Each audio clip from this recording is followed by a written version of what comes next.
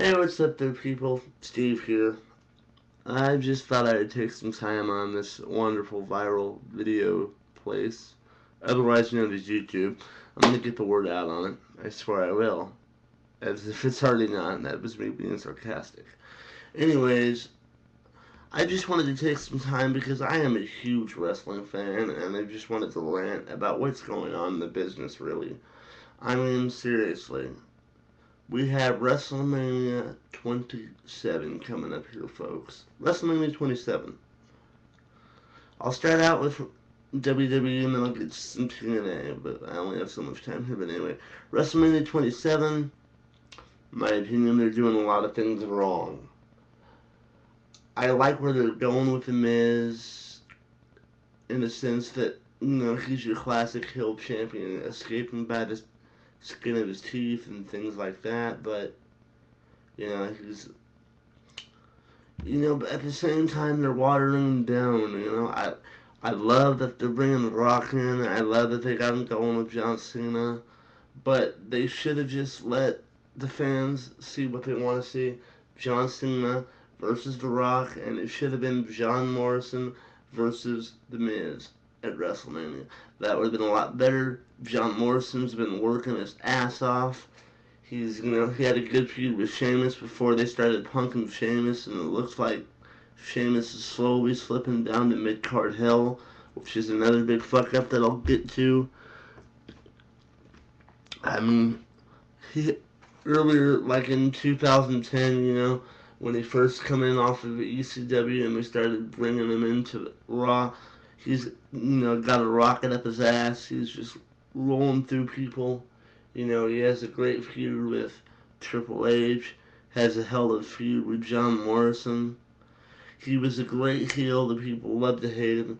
And all of a sudden, he's becoming a fucking mid-card chump stain. Big, big, big mistake. That's just my view on Sheamus. They could be using him a lot better. I love the fact that they're doing Triple H versus The Undertaker. Rumor on the street was it might be Sting. I never thought so, because if you ever, watched some of Sting's DVDs or ever read his books, he's openly admitted that he would never work for Vince. I don't know. I mean, he's got something against Vince. I don't know what it is. So he never has worked for Vince. I don't think he would start now, especially when he's way past his prime. And to bring him in against The Undertaker, Sting versus The Streak, that would just be ridiculous. Shawn Michaels couldn't do it. I, for one, would be irate if Sting could. I think Triple H has got a shot. I think they should have let Shawn Michaels do it. And it's either Triple H does it or, he doesn't do it. But either way, however that goes, I think The Undertaker should retire. It's obvious that he doesn't have much left in the tank. Look how much time he had to take off just so he could make sure that he was in Mania condition. He was in WrestleMania condition. I love The Undertaker. I love what he's evolved into. When he first came to WWE, he didn't have any mic skills. He wasn't a very good stick man. I never thought he was going to be a character that would have any longevity. Looking back at his old stuff compared to now. But, I mean, he really did, and that's because he evolved. I have great respect for The Undertaker. He's never left the greener pastures or more money. He's always been the cornerstone of SmackDown for, the past 10 plus years. He was the one that was brought over to anchor the show once The Rock was fading away. Because that whole show was originally built around The Rock. I mean, come on, it was named after his catchphrase. SmackDown. I mean, really? Okay, and that's just a little bit about that. I mean, and then they don't pay any attention to the tag team champions. The tag team is just a watered down division in itself. The women's division is non-existent. That's even watered down more because there's only a handful of women with decent wrestling ability in the WWE, and none of them even get a push. Gail Kim, you know, Beth Phoenix,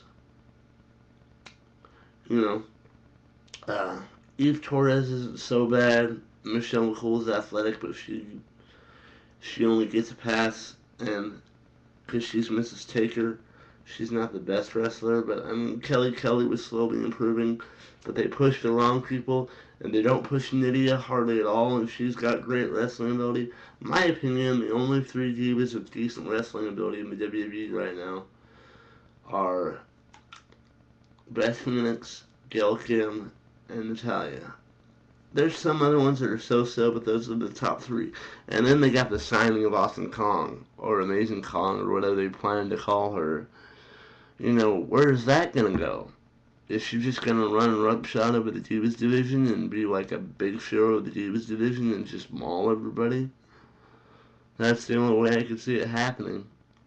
I mean, like I said, the Divas division is watered down now because the PB version they can't even use, and it's okay, I guess. They can't even use, sexy, skimpy outfits, and they can't put them in these these scantily clad situations because of the PG ratings, so they're bound by only, what they can do. You can only go so far with this PG rating. I hope that now that everybody knows Linda McMahon's not going to make it in Senate, I hope they use this whole Rock John Cena thing and everything leading up to WrestleMania, because you could see him kind of slowly fading away from it. I hope they get away from this PG stuff, because the PG era doesn't fly anymore. This isn't the 80s. It's not about your training, your prayers, and your vitamins, and your Ultimate Warriors, and your toys that little kids run around with and slam on the floor that are indestructible. It's not about that anymore. That demographic is gone. People are interested in wrestling because they like the, for lack of a better word, male soap opera aspect of it. They like the racy storylines. The ones that hit close to home. More like, maybe not so edgy, but more attitude era esque, I should say. That's what wrestling needs to get back to. That's where a lot of people thrive. Cena is much better in the PG4, or I mean, TV14 era rather. I mean, everybody's better in the TV14 era because everybody has to put a cap on what they can do and say, and they have to come up with these cheesy cover-ups or cheesy watered-down versions of what they would normally say. So I'm hoping that they break away from this PG and get to the PG and get back to the TV14. That's what the people want, and I hope it gets back there. It will in due time. How long? Who knows? Now we move on to the TNA part. Where to start with TNA? Oh my gosh! Back when they came out and they announced that TNA was going to war with Monday Night Raw, I thought they were shaping up pretty well. Ric Flair comes back. I thought he was just going to be a face, kind of mentor, do his woo and get the draw out of the crowd. They add Hogan, they go out and grab Hardy, because they'll take anybody that they can get their hands on, regardless of the drug issues, and believe me, he has a lot of drug issues. I love Jeff Hardy, but that's why the WWE doesn't have him. He can't keep his act together. TNA will take whoever they can get. So, I mean, it's just a matter of TNA just pushing the old guys and shoving the young guys down. I mean, look as recently as last week, they've just put the strap on Sting. What's he doing with the belt? What happens to the, Mr. Anderson Jeff Hardy feud now? Sting is on like a yearly contract. He's only in it for the money. The money. He's openly said in seminars before he came back to wrestling, he was proud to not be a part of wrestling. That wrestling was toxic and it poisons your mind. And fast forward, and he gets a fat check, and all of a sudden he's back. Woo! And all this shit. I mean, he was good for his time, but all of a sudden it becomes this watered down, paycheck to paycheck. I'll be gone for 4 months, and I gotta be on top when I return. Sting, your glory days are over. I respect you and I respect everything you did, but give it up. You're the shell of your former self.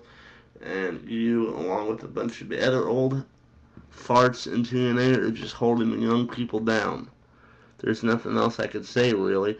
Uh, you know, I mean, they're pushing Scott Steiner after his return. You know, what's he doing? I'm surprised he hasn't died of a heart attack with all this fucking steroid use. Booker T and Kevin Nash didn't even sign with TNA. They went back to be, trainers and commentators for the WWE. So that tells you where they really think TNA's headed. Mr. Anderson, you know, he's trying to do the best that he can over there. But, Mr. Anderson's, I don't know where he's going. He's got a shitload of potential, but I love Triple H, but Triple H is the reason why he couldn't make it in WWE. I don't know what his problem with, Ken Anderson was, but whatever it was, he went from having a rocket ship up his ass, as he quoted in one of the more recent TNA shows, and defeating 10 world champions in a year, to all of a sudden doing B movies and stuck in mid card hell and cutting a promo here and there, and that was it. And then boom, bam, he's off in TNA doing his whole thing, and he's doing great over there. It's just it's TNA. The best ratings they've ever posted is like 1.8. Well, on an average day, on just every Monday, Raw's pulling threes and higher. You know, they're shaking in their 1.0 boots, but they have no real competition.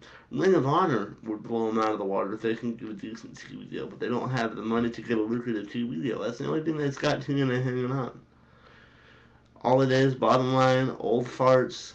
I love Ric Flair, but he shouldn't be doing his thing over there. All these old guys need to step back and let guys like AJ Styles and Beer Money, Samoa Joe, you know, uh, Elijah Burke or the Pope D'Angelo De Niro, whatever the fuck he's calling himself over there. Uh, you know, they got a ton of young talent that they're doing nothing with. They just choose to push the old farts. It's like WCW all over again. If the Carters didn't have absorbent, excuse me, I can't even say it, this massive amount is what I should have said. This massive cash cow of money that they could just throw at it, and they're throwing down the drain, I might add. They would have already done what WCW's already done, and they would have ran it to the ground, and that's what they're slowly doing. They're killing something that has so much potential because they just continue to hold back the people that should be the stars and push the people that are way past their prime. Anyways, that's just my feelings. This is YouTube, so there's a bunch of other people that have different feelings on the subject. I hope you listen, add, subscribe, leave comments, whatever. I will be back to do this again. So, in closing, WWE, you need to figure out what you want to do and stop strangling your talent and put them in the right places in the right cards. TNA, let the young guys do their thing, push the young guys up, and hold the old guys down. Let the young guys do their thing. TNA might get somewhere. Justified. Alright, so until next time, see you guys later.